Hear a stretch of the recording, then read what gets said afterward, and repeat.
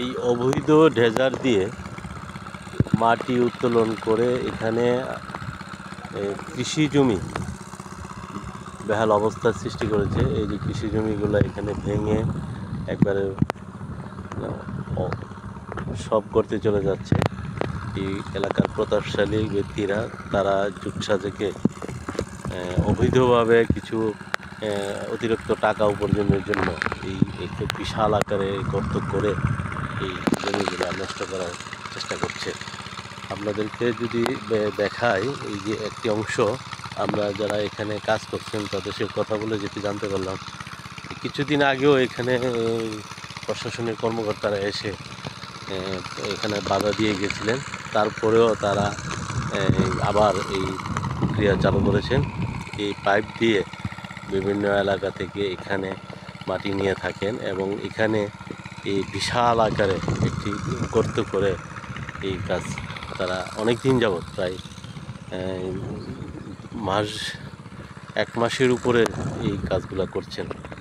অথচ এই এত বড় ক্ষতি এবং কৃষি জমি ওলার যে অবস্থা সৃষ্টি হয়েছে, তারা সবাই আতঙ্কে আছে এবং তারা মুখ খুলে কথা বলতে পারতেছেন না।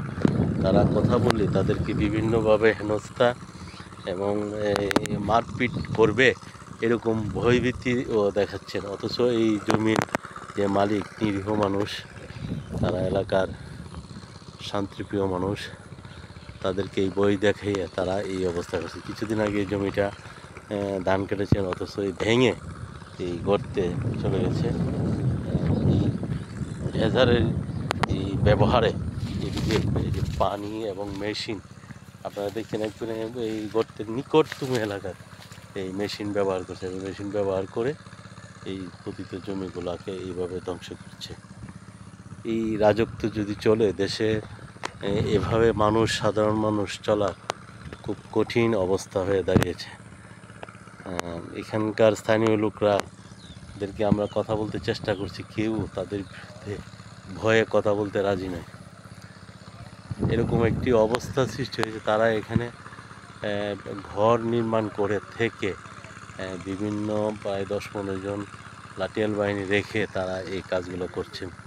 কিন্তু যে একটি অবস্থা, এই জমি অবস্থা কী হয়, বাধ্য হয়ে সেই জমিওয়ালা এখান থেকে তার সরে যেতে হবে, না হলে তার অবস্থা খুব খারাপ। এই চক্রটি খুব বিশাল আকারে বড় চক্র, যারা এখানে এই মাটিগুলা কাটতেছেন এবং তারা বিভিন্ন এলাকা থেকে এলাকার যত বড় বড় লাঠিয়াল এবং খুব শক্তিশালী ব্যক্তি যারা ঝগড়াটে এবং যারা এই মানুষকে যে কোনো মুহূর্তে বড় ধরনের ক্ষতি করতে পারে, এই ব্যক্তিগুলাই এই কাজগুলার সাথে জড়িত।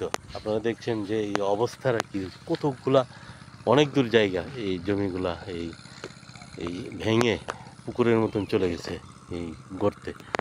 কিন্তু তার বিরুদ্ধে তারা ভয়ে এই এলাকায় গ্রামের মানুষ, এই পাশেই এই হিন্দু গ্রাম, এখানে ভাটেরা গ্রাম, এটা এখানে মানুষ খুবই ভয়ে আতঙ্কিত থাকে। খুব দুর্বল প্রকৃতির মানুষ, সনাতন ধর্মের লোক, তারা এই ভয়ে এদিকে আসতে পারে না এবং তারা এই কাজগুলো আজকে প্রায় 1 মাসের উপর থেকে এই কাজগুলো তারা নিয়মিত করে যাচ্ছে।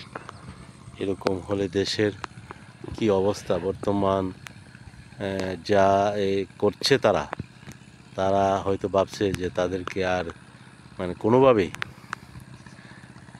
আইনের আওতা আনা যাবে না এবং তারা নিশ্চিত যে তারা এ কাজ করে পার পাবে না। এবং আপনাদেরকে একটা জিনিস বলি যে এটা দিনের বেলা, প্রকাশ্যে দিনের বেলা, এখন 5টা বাজে, এই কাজগুলো তারা এইরকম রাত দিন 24 ঘন্টায় মেশিন চালিয়ে এই পাইপ দিয়ে, যে পাইপগুলো দেখছেন, এই পাইপ দিয়ে বিভিন্ন গ্রামে, বিভিন্ন জায়গায়, সরকারি খাস জায়গা, কেউর মালিকানা জায়গা, কেউর বাড়ি ভিটি জমি, কৃষি জমি, এই ভরাট করার এই প্রযুক্তিগুলো তারা চালিয়ে যাচ্ছেন। আশা রাখি সবাই ভালো থাকেন। আপনারা যাই বলুন, এটা অবশ্যই এটা প্রতিকার দরকার, না হলে এই গ্রামের হিন্দু দূষিত এলাকার মানুষ তারা খুবই কষ্ট করে তাদের জীবিকাই নির্বাহ করতে পারছেন না। আর তারা এত বড় শক্তিশালী ব্যক্তিদের সঙ্গে কি করে লড়বেন, তারা অসহায়, কোনো ব্যক্তি ভয়ে তারা কথা বলতে পারতেছেন না। সবাই ভালো থাকেন। আসসালাম।